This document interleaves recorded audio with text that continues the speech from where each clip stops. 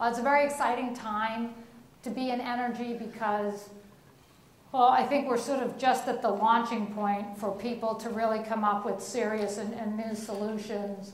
We can look at biofuels, we can look at methane and some of the alternative fuels, but we can also, hopefully through TERI, look at the big contribution that could be made through nanotechnology, through energy efficiency, and some of the other areas of material science innovation that will affect industries like the solar industry, the wind industry, and some of the sort of emerging technologies in the renewable energy space. We have to underpin this with a really fundamental cultural change around energy efficiency that we have never seen before. And that, you know, the advantage of that is that it makes the scale more tractable for everything else. Now, I think in the developed countries, that's certainly going to be, you know, critical. But what about the underdeveloped countries, the developing countries that are wanting to move up that energy ladder? You know, efficiency is not really going to help them. They're going to need efficient approaches to go forward to meet their energy demands, but they're going to need substantial new resources.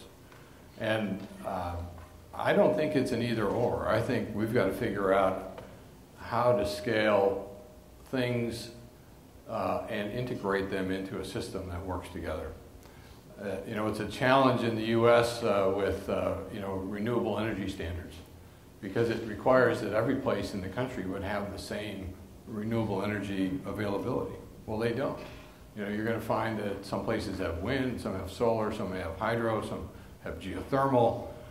It's not a one answer fits all. And to me, the scale, how do we scale up infrastructures that are flexible enough to receive different energy sources and in a seamless and effective way?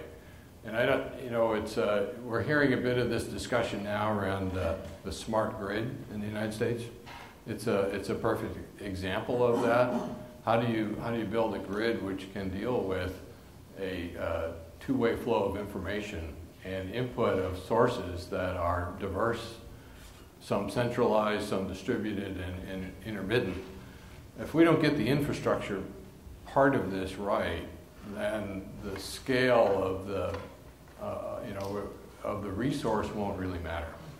And it's not likely we're going to go to a resource which just simply slots into the current infrastructure one for one. So I think, you know, we have to think beyond what the sources are to also think about the scale of how do we scale up an infrastructure that would do what you're saying, integrate several micro environments of energy. And a huge challenge, and that's going to take some tremendous innovation from our universities and private sector to figure out how we get there.